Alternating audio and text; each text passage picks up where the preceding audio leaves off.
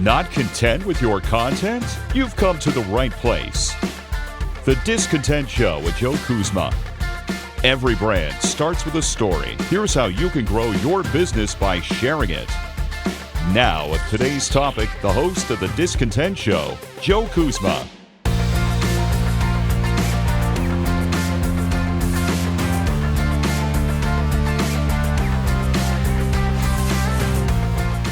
Hello, everyone, and welcome to The Discontent Show. My name is Joe Kuzma, and I'm here with your tips and tricks as per the usual for content marketing, maybe even some social media marketing, which is usually what I'm heavily focused on. But today, I'm going to change a little bit of gears here because even myself, I'm starting to feel some of the pressures of the self-isolation, the quarantine, and everything else that we are doing as far as trying to, get around this whole curve with the coronavirus. And most of you're probably, for the most part, locked indoors, maybe more than usual, more than you would like.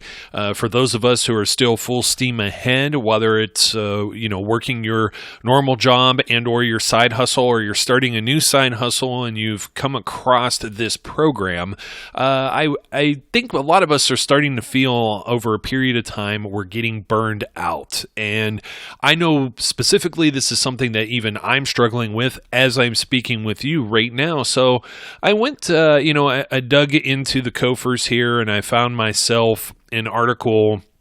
One of my favorite productivity apps, they have a blog. It's called Trello, and I use this to organize and do a lot of editorial boards. You've heard me promote this piece of software. It's a web-based application before in the past because you could use it for anything. I've used it for everything from planning to move when I moved last year, anything from that to what I'm going to cook for, the week, meal planning, to an actual full-blown social media editorial calendar for not only myself but clients. It helps me, stay on track, remain productive, et cetera, et cetera.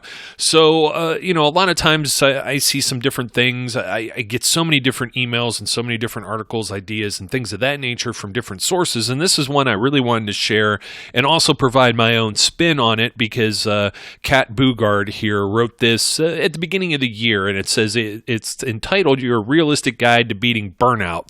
And it says because a vacation isn't the answer. Now, a lot of times when they write these things, some of these people not only work for Trello, but the people that work with it are remote workers or people that are, almost, you get a phone tethered to you, you got a device tethered to you, so you're around the clock, and it's real easy to get burned out. It's a fine line between your normal work-related anxieties and a full-blown burnout, but, there is, again, it's a fine line. It's the stress that comes with work, and it's not just like something you don't want to work on. It's not just having a bad day at the office. It's a persistent feeling of disinterest, disdain, hopelessness, and fatigue in regards to your work life. And this could even go a whole other step. If you're someone who is maybe someone who overthinks things, maybe a bit of a worrywart, someone who puts your nose against the wall and just keeps pushing, I often say there's no rest for the wicked, and I could feel that. And that is a whole other side of being like an entrepreneur where you may feel isolation already, you may feel helplessness. It's like, you achieve one thing, you're at the peak, you have success, and all of a sudden it's a valley right after it. It's like, what do you do next? Maybe you're never satisfied. You just gives you more anxiety, and this can pile on and also cause a little bit of burnout as well. But psychologist Christina Maslick, a professor at UC Berkeley, states that burnout consists of three distinct components. There's exhaustion, cynicism, and inefficacy. So you're wiped out emotionally, physically, or cognitively, or all of the above. Even rest or sleep doesn't help you feel replenished. That means you're exhausted. If you're feeling a little cynical, that means you're bringing a sour attitude to the office each day. You aren't engaged with your work. You feel irritated, short-tempered, and detached from your team or your projects. And then lastly, you feel like you can never keep up with the demands of the workplace, despite the fact you were skilled at doing so in the past. some of these things, you can only control what you can control. But if you recognize one or all of these, you got to resist the temptation to beat yourself up. Like I was just saying, you control what you can control. Sometimes this isn't all you. This isn't your fault. So you can't place all of this on your shoulders. According to this perspective, people are the problem. However, extensive research suggests otherwise. A big contributing factor is the social environment in which a person works in. This is according to Dr. Juancita Jimenez, a psychologist and leadership development expert who's been writing a book called The Burnout Fix. So bear with me here. You're not at fault. You're feeling all of these pressures. Maybe you're even dealing with homeschooling kids, cooking more at home. Maybe financially things aren't the way that you're looking at it. All of these outside stressors are going to place even more of a factor of burnout because you're going to feel even more pressure. And the other thing is, too, oddly enough, you're going to feel you have more time to do more things, right? Because now what? You're not driving here. You're not going there. Maybe you're not in the workplace. You're saving some time here, but then you have other things. Your life has been disrupted. One of my friends, a good friend of mine named Terry, likes to call this the new normal. And these are all things where you're not at fault. And you can't always feel, hey, I had this extra time and I'm not getting this done. And then you're worrying, you're overthinking it even more. This comes down more to planning, productivity, and we're going to look at some different ways that you could deal with burnout. Because you know what, you can do some things, some preventative things, or you could also do some maintenance things that could help fix the problems that already exist. So you could either fix what's already going on, or at least plan to get ahead so you don't get burned out. And so, how do we do this? Because just if you take a break, you take a vacation, and things like that, it doesn't always mean that you're going to recharge the batteries, so to speak, because you're going to come right back to it. Particularly if, what happens when you have one of these vacations where you plan everything that you're doing, or something doesn't go right, or something's canceled. I was supposed to have a vacation, and then, this whole coronavirus changed all of that. And so you're adding, all these other stressors are coming in on your life. So what are some things that you could do? Well, with any problem, this almost sounds like an AA meeting, but you have to own the problem. You have to identify what the problem is. Admit that there is a problem. It sounds really cliche, but when you avoid doing this, you're going to shoulder a lot of the burden. You're going to convince yourself that, you could just do this. You could just wake up a little earlier, stay up a little later, or focus a little harder, and everything's going to happen. It doesn't always work that way. In fact, you may have something that comes out of left field and just totally throws you out of whack. So, this is working harder is going to burn you out more, right? The fire is going to intensify. You're going to burn that candle even further, to use another cliche. So if anything, you're just piling more stress. You're just juggling more plates. So instead, addressing the issue, you're going to require some more conscious changes to your attitude, your workload, and your habits. Habit is a very, very big thing. Getting into a routine, recognizing you need to make those changes is the first step in order to, eliminate any kind of burnout. How you do that, it works differently for all kinds of different people. I get my own sleep schedule kind of thrown off here or there. Just even within the last week, I've been trying to make a conscious effort to go to bed a little earlier. Maybe I don't watch that TV show or movie or play that video game or something later at night that's going to keep, you've seen the meme where the brain doesn't let you sleep. That's kind of what it is. So definitely felt a little more recharged, get up a little earlier, get a little more ahead of the game. So then you're now already worried that, look at the time. I'm already behind the ball, the 8 ball specifically. So you just keep that in mind. some people like to write about it. If you do like a journal or a diary or anything like that, maybe you talk to friends, maybe you just have an extra cup of coffee. I don't know. That all is going to be however you figure it out. But one of the things is to kind of be like, if you try and get to some type of routine. If you get up in the morning like me, first thing I do is it's a protein shake. You know what I mean? So then I'm not on an empty stomach, and then I'm already up working for 2.5, 3 hours and realize, oh, geez, I didn't even eat breakfast. And then you're really, not only the mental aspect is going to start to wear down, but now physically that's going to put another stressor on you. So those are some things to think about. And by all means, don't be afraid to try something different or try something new and see what works. You're going down a path, but you don't know that path is the right path unless you try another path. And you could always go back. You could go back to the other path. Presumably, I'm figuratively speaking, we're not making any type of giant alterations. Like you're not knocking down a wall in your office to create a bigger office and you can't go back and recreate and put that wall back up, hanging drywall, whatever it is that you're doing. Don't go too extreme. I'm talking about things like, your sleep patterns. I'm talking about, your eating, anything like that. Some of the physical aspects are going to help. Now, the mental aspect is sometimes you do have to detach yourself from your work.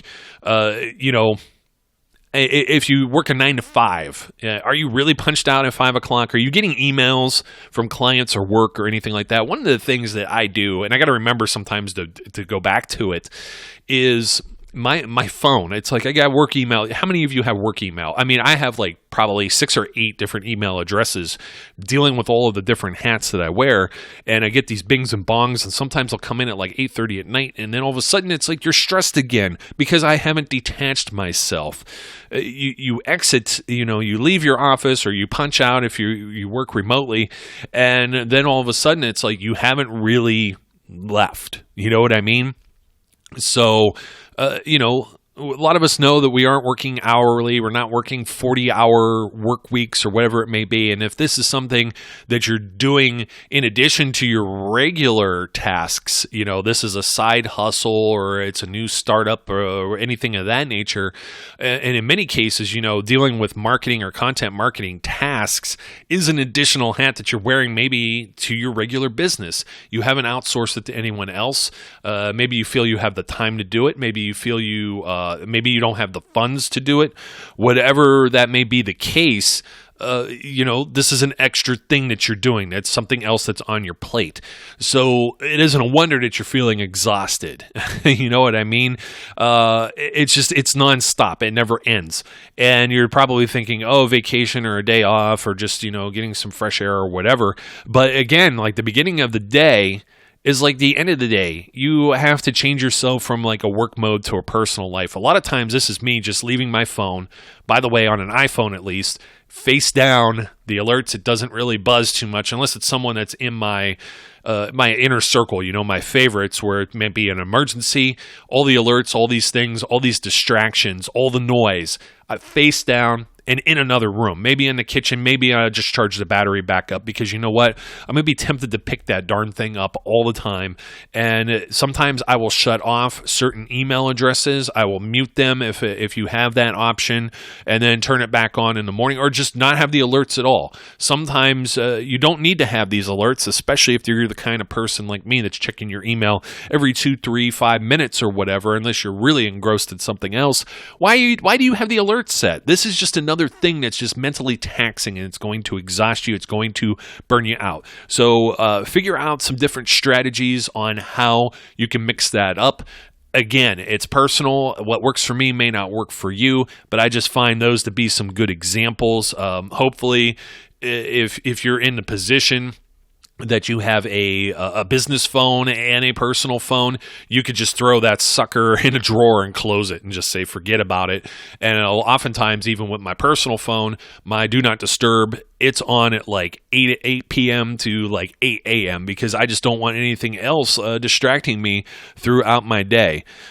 So anyways, Another thing is or having hard conversations. Kat continues to talk about this in the article too. This is specifically a line from her. Sometimes it's not your attitude or habits that need to change, it's your workload itself.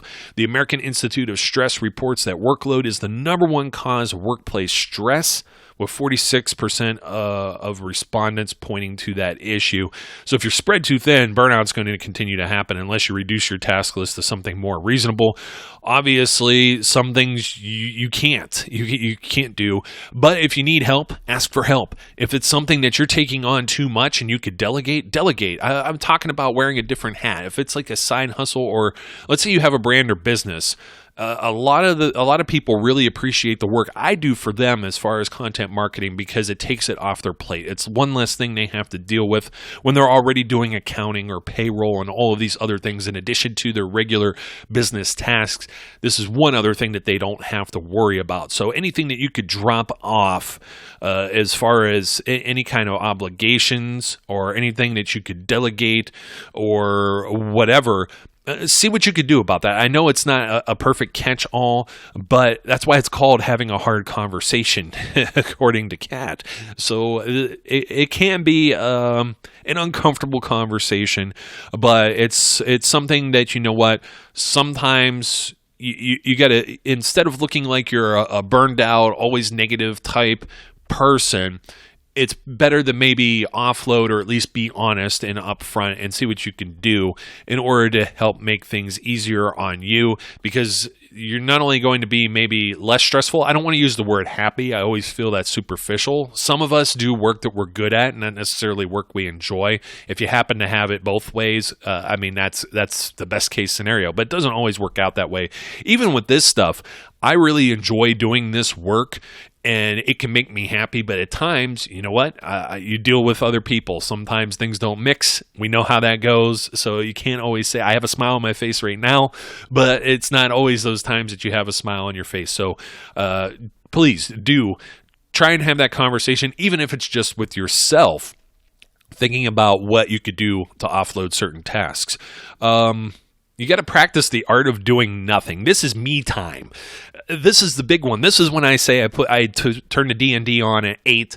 I have the kid in bed. I have my phone in the kitchen face down or whatever. Sometimes it's just don't do anything. You know what I mean? Even if it's Netflix and binge or Netflix and chill, binge watching TV shows, or right now, obviously, what else can you really do? You could watch TV, you could play video games, you could watch a movie, you could read a book. Sometimes you could just sit there, you know? You ever just sit like a little bit on the couch, like 10, 15 minutes? I've done that. Have some conversations with people in your home. Try and mix some things up. Go out for a walk. You'd be surprised how peaceful that can be, especially if the weather's nice. You know, we're finally getting some spring-like weather depending on where you are in the country, because I know that some of my friends in the Midwest got snow the other day. So, but if you're not doing this, you're not giving yourself enough me time, you're not going to relax your brain. This is the idea of like the same kind of thing as a vacation, but sometimes the vacation can have too much stressors, too many things planned, you travel, everything else, where it's not really getting away. This should be an easy one. If you're the type of person that's scheduling things, let's say you're working that 9 to 5, schedule yourself an hour. Eat dinner, and then right afterwards, maybe 7 to 8, 8 to 9, just some time where you don't do anything. And sometimes, you know what, for those of you who are married or with a partner, you live with somebody or you have family, sometimes you just need to be alone too. So that can also be a part of me time, and just be honest. Just explain it, because you know what, if you're not being honest with yourself and others, this is just going to contribute to more stressors and more burnout. So it shouldn't be something for you to get too strange or feel too strange for you to do. So just take a look. It doesn't even have to be anything that you necessarily, because I understand if you're like me, you're going to put Netflix on a task list too. You're going to have a show, and then you're going to feel an obligation to watch, 3 of these episodes in one night.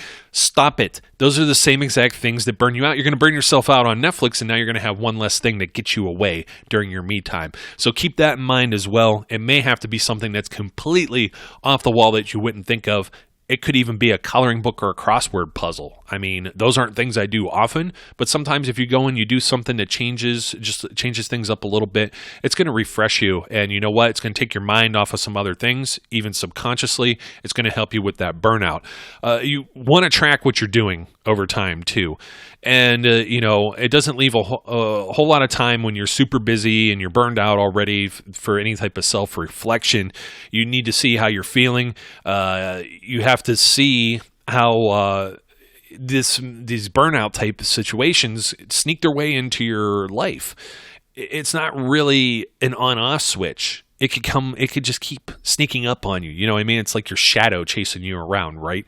So you have to be more in tune with your emotional state.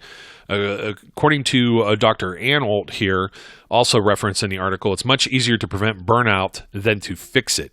People should not wait until they're completely exhausted to practice self-care. And Dr. Jimenez likes to equate it to a gas tank. We know when we're in the green, when we're half full, and when the tank's running low. The trick is monitoring your well-being to ensure your proverbial gas tank is staying in the green. And she recommends setting some time each week to track how you're doing in the core 3 components of burnout: exhaustion, cynicism, and inefficacy. You could do this in a journal. Obviously, they're going to promote on the blog their Trello board, any type of app that tracks tasks, anything of that nature. So even if it's a whiteboard, but maybe you want to track your mood. It depends how serious you want to get with this. I mean, there's obviously an app for that too somewhere.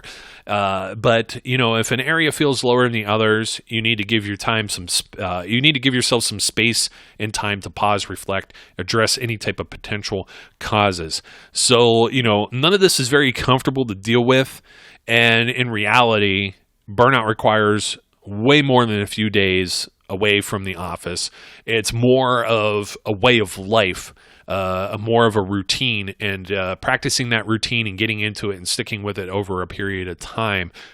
Keep in mind that routine can also put you back on the hamster wheel, the rat race, whatever it is you want to say too. So you got to be careful. Just make sure you balance that out, and just know that you're not totally powerless here. If you feel like you feel you're hopeless, you're not. You could take the bull by the horns. You're going to be able to do this. So I hope you see this advice, especially during these, kind of uncertain times right now, as ways to, trying to defeat the burnout and also be able to be productive and tackle your work days. Obviously, one of the big things, if you go back to some of my previous episodes, even some stuff that I've put out on the website, I'm a big fan of the editorial calendar. I'm a big fan of practicing, don't let this control every day.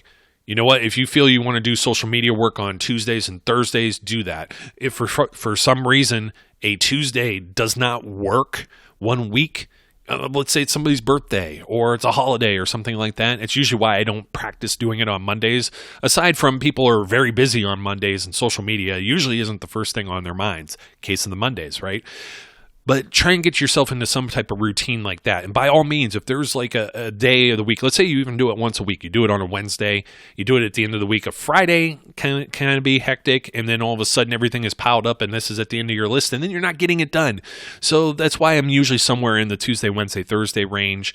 And you could use different programs to schedule your social media posts, so you do it ahead of time. And if you have a nice little pile of things, whether you're reposting something you've already done before, there's no harm in that as long as you space it out instead of spamming people constantly with it. You're going to give yourself a little bit of space, a little bit of breathing room. This is going to help you with the burnout. So I hope that comes all full circle with the content marketing, of which, this is just part of your processes and strategies. So I hope you found this as an insightful program. If you have any other questions for me, you can always find me over on my website at joekuzma.com. I also have links to all my social media there as well. My direct messages are open. My email is hellojoe@joekuzma.com as well. Feel free to get a hold of me, and we'll see how I can help you otherwise. Until next time, of course, if you're listening to this, depending on the platform, don't forget to like, comment, subscribe, or write a review. I really appreciate it. It really helps others find this helpful advice as well. And your recommendations are always welcome too. I appreciate all my listeners, and I always encourage everyone out there to Until next time, be safe, be good, and I'll catch you later. Hi folks, this is Joe Kuzma. No, don't worry, you're not hearing things twice. I'm just here to say from the bottom of my heart, thank you for listening to today's show and being a follower and subscriber of the Discontent Podcast. And I want to remind you that if you're interested in more information about all the various things it is that I do, whether it be about this show, content marketing, or you want to ask a question, you may visit me at joekuzma.com. That's JOEKUZMA.com. Or you can follow me as well on Facebook. Make sure you get the page and not the personal profile. Sorry, it's only for friends and family. Also on Twitter at Joe_Kuzma, LinkedIn or Instagram. Also, don't forget, if you haven't already, subscribe, whether that be on iTunes, YouTube, or your favorite podcast provider, so you don't miss out on any of the great episodes that we have. Once again, thank you again for your support, and I look forward, as always, to speaking and interacting with each of you again soon.